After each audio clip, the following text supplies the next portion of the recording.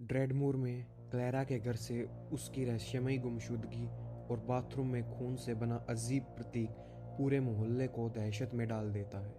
Elizabeth बेहोश मिलती है, लेकिन कोई साफ सुराग नहीं मिलता। जांच ठंडी पड़ती दिखती है।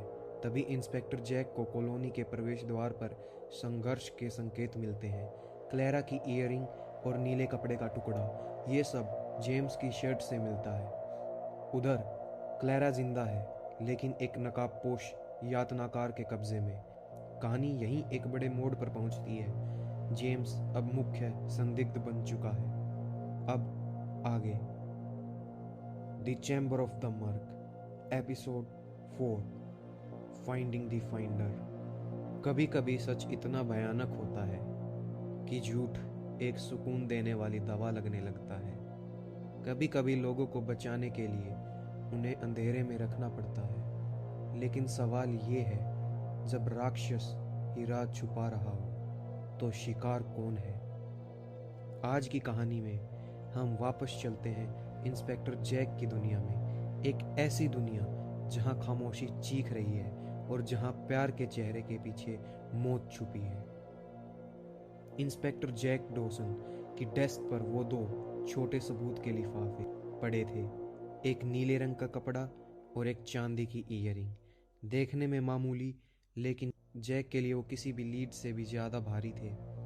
ये सिर्फ किसी मिसिंग पर्सन केस के टुकड़े नहीं थे, ये सबूत थे कि इंस्पेक्टर जिसे ढूंढ रहे हैं वो कोई साधारण किडनैपिंग नहीं है। जैक ने उन तस्वीरों को अपने कॉर्क बोर्ड पर लगाया, ठीक जेम्स के हंसते चेहरे के पास। ये दृश्य अपने आप में ही कितना अजीब था। एक तरफ जेम्स का वो मासूम मददगार चेहरा जो एलिजाबेथ का ख्याल रख रहा था, और दूसरी तरफ वो सबूत जो चीख चीख कर कह रहे थे कि जेम्स वहाँ मौजूद था जहाँ हिंसा हुई थी। जैक की आवाज़ थाने के शोर को चीरते हुए गूंजी, मुझे जेम्स और जॉन का पूरा इतिहास चाहिए। वो कहाँ पैदा हुए, कहाँ रहे, क्या खाया, मुझे सब कुछ जानना है। जमीन खोद दो, लेकिन सच निकालो। जैक की टीम लग गई। डिजिटल दुनिया में भूत ढूंढने का काम शुरू हुआ।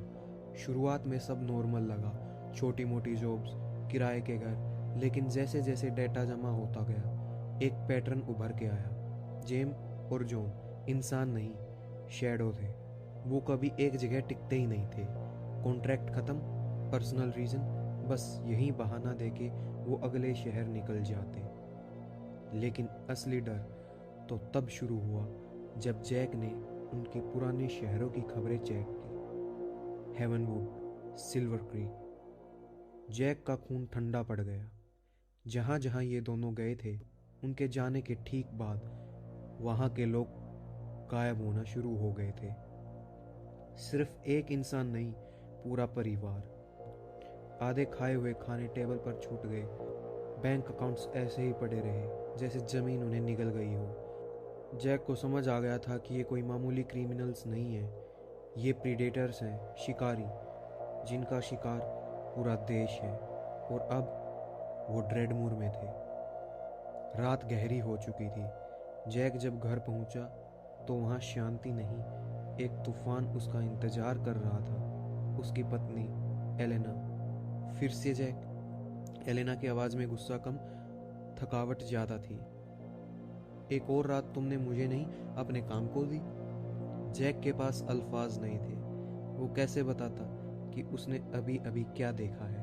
वो कैसे बताता कि दुनिया में ऐसा मॉन्स्टर घूम रहा है जो पूरे शहरों को गायब कर देता है? वो बस इतना कह पाया, ये जरूरी था एलेना, एक ब्रेक थ्रू मिला है। लेकिन एलेना के लिए ये काफी नहीं था। उनके बीच की दूरियां अब इतनी बढ़ चुकी थी कि उसमें से आवाज भी आर पार नहीं जा सकती थी। वो रात जैक अपने ही घर में अजनबी बनकर रह गया। वो स्टडी रूम में चला गया, जहां फाइल्स की ठंडक उसके अकेलेपन का साथी बनी। अगली सुबह केस में एक नया मोड़ आया, लेकिन ये जैक की तरफ से नहीं, क्लैरा के सोशल मीडिया से आया।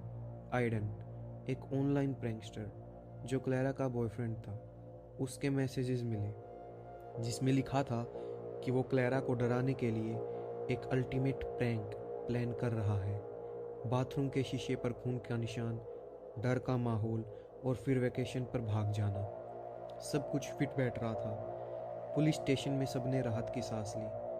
ओह, तो ये बस बच्चों का मजाक था, वो दोनों भाग गए हैं। लेकिन जैक जैक जानता था कि यह झूठ है। ये एडन प्रैंक थ्योरी एक कन्वीनियंट कवर स्टोरी थी, लेकिन जैक ने सोचा, क्यों ना इस झूठ का फ़ायदा उठाया जाए। भेड़िए को पकड़ने के लिए उसे ये महसूस कराना ज़रूरी है कि गडरिया सो रहा है। जैक ने ड्रेडमूर के लोगों को इकट्ठा किया और ये झूठी कहानी सुना दी। डरिए मत, उसने कहा, यह बस एक प्रैंक था। लोग खुश हो गए, डर का बादल छट गया। लेकिन जैक की आत्मा चीख रही थी। वो जानता था कि उसने अभी अभी शिकार को शिकारी के हवाले कर दिया है। रेडमूर में जिंदगी नॉर्मल हो गई। एलिजाबेथ और जेम्स अब और करीब आ गए। एलिजाबेथ के लिए जेम्स उसका हीरो था, वो इंसान जिसने बुरे वक्त में उसका साथ दिया। वो नहीं जानती थी कि वो जिस हाथ को पकड़ कर चल रही थी, वही हाथ खून से रंगने वाले हैं। एक शाम जब वो दोनों मूवी देख रहे थे, जेम्स ने टीवी म्यूट कर दिया। उसने एलिजाबेथ का हाथ थामा, घुटनों पर बैठ गया और कहा, लिज, इस अंधेरे में अगर कुछ अच्छा हुआ है तो वो तुम हो। मुझसे शादी करोगी? एलिजाबेथ की आंखों में खुशी के आंसू थे। उसने हाँ कहा, एक मासूम हाँ जो उसने अपनी मौत के सौदागर को दी थी। लेकिन दूर, कहीं दूर, मर्ग चैम्बर में क्लैरा जिंदा थी। अगर आप इसे जिंदगी कह सकें, एक ठंडा कमरा जहां सिर्फ एक बल्ब की रोशनी थी। वो एक ऐसी चेयर पर बंधी थी जो हिलना भी मुश्किल कर दे। और वहीं वो आवाज आई, विक्टर मार्क। वो अंदर आया।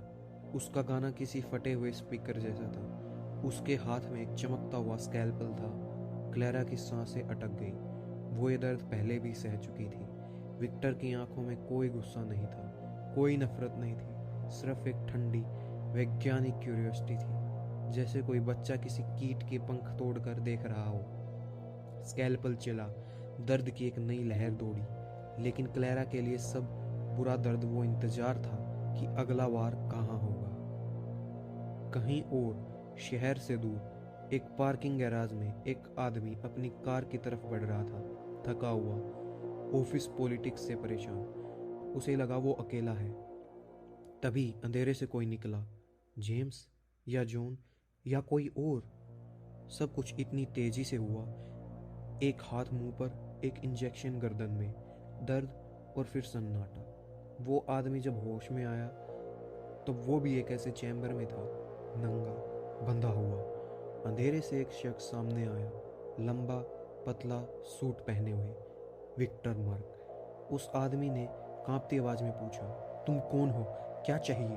विक्टर ने मुस्कुराते हुए एक प्रोफेसर की तरह कहा, स्वागत है भगवान के कमरे में, welcome to the room of God.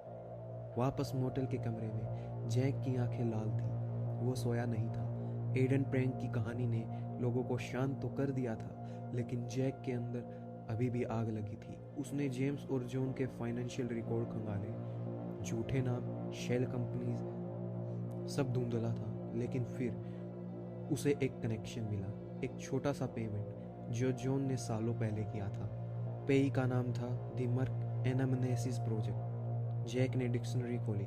Anamnesis यानी पुरानी बातों को याद रखना। मर्क ये नाम उसके जहन में चिपक गया। ये कोई चैरिटी नहीं थी, ये उस संगठन का नाम था जो लोगों को गायब कर रहा था। जैक अकेला था। उसकी बीवी उससे बात नहीं कर रही थी। उसका डिपार्टमेंट उसे पागल समझता अगर वो ये थ्योरी बताता, लेकिन अब उसे दिशा मिल गई थी। उधर जेसिका के घर में धूप खिली थी। एलिजाबेथ शादी के सपने बुन रही थी। जेम्स उसके बालों को सहला रहा था, बिल्कुल एक आदर्श प्रेमी की तरह। जॉन कमरे में आया, खामोश। जेम्स और जॉन ने एक दूसरे को देखा, सिर्फ एक पल के लिए। एलिजाबेथ ने वो नज़र नहीं देखी, वो नज़र जिसमें प्यार नहीं, एक मिशन था। जेम्स ने एलिजाबेथ के माथे को चूमा और कहा, हम बस कुछ काम निपटा कर आते हैं, डिनर पर मिलेंगे। एलिजाबेथ ने मुस्कुराते हुए उन्हें बाय कहा। वो नहीं जानती थी कि वो काम क्या था। वो नहीं जानती थी कि जेम्स और जॉन एक ऐसे आदमी को मारने जा रहे थे जो जैक से बात करने वाला था, जैक सच के करीब पहुंच रहा था, लेकिन भेड़िए उससे एक कदम आगे थे। शिकार जाल में फंस चुका था और उसे लग रहा था कि वो सबसे सुरक्षित जगह पर है। जैक एक ऐसे दोराहे पर खड़ा है जहाँ एक तरफ उसका टूटा हुआ घर है और दूसरी तरफ एक गहरा काला सच जो शायद उसे निगल ले। क्या वो एलिजाबेथ को बचा पाएगा या ड्रेडमूर भी अगला घोस्ट टाउन बनने वाला है? अंधेरे के निशान गहरे होते जा रहे हैं और कभी कभी रोशनी दिखाने वाला ही अंधेरा लाता है। अगले एपिसोड तक सावधान रहें, क्योंकि आपका पड़ोसी कौन है ये शायद आप कभी नहीं जान पाएंगे। शुभ रात्रि।